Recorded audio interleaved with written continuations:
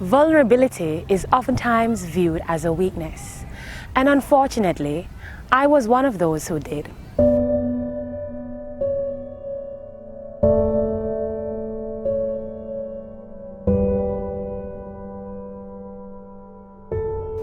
Being guarded, protected, and insusceptible to the whims of life is oftentimes praised as a virtue and a mental and emotional ideal in our society.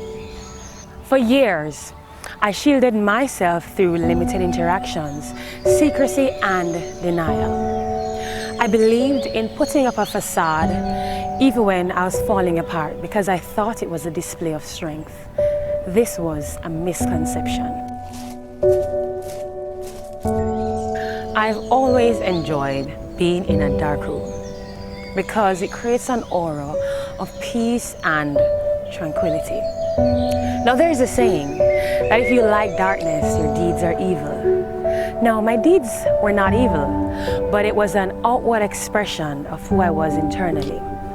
I remember speaking to the Lord once, and He told me that in a similar way that you found comfort in the darkness, you have found comfort in concealing the reality of who you are.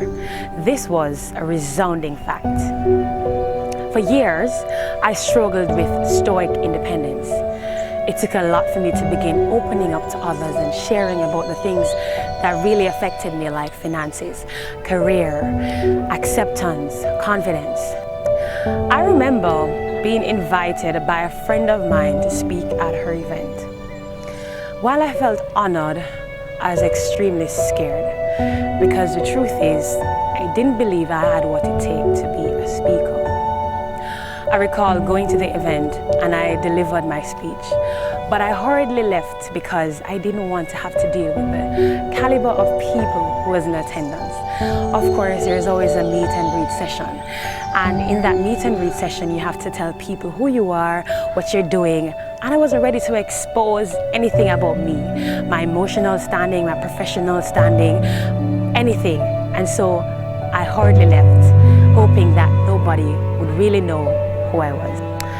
I was afraid of the questions because questions require answers, and answers would bring exposure to some of the things I was trying to hide about my emotional, professional, mental, psychological standing at the time.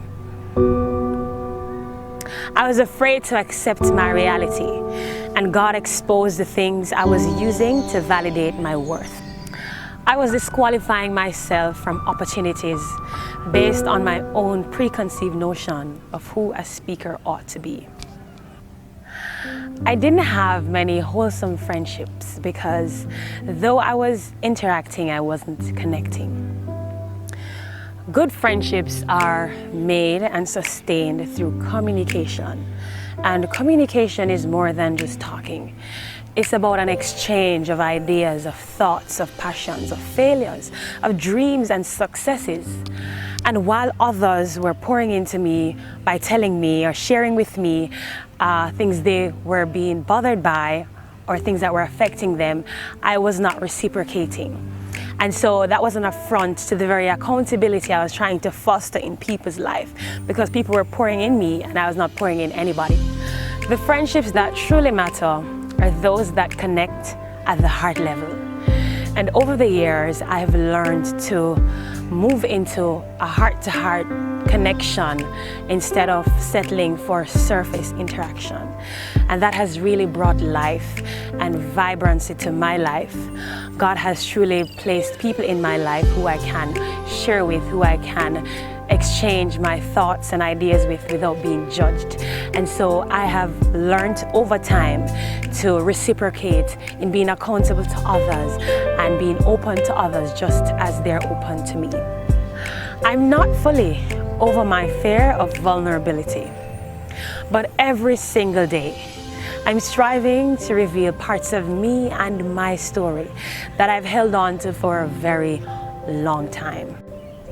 By being transparent, I'm releasing my vulnerabilities into the atmosphere in the hopes that It will be replaced by joy and fulfillment, knowing that I would have shared with someone out there to help them along their journey. We are all a little bruised and scarred, but there's an amazing beauty and a powerful connection that lies in our shared imperfections. My name is Shanique Shand, and I live up for God.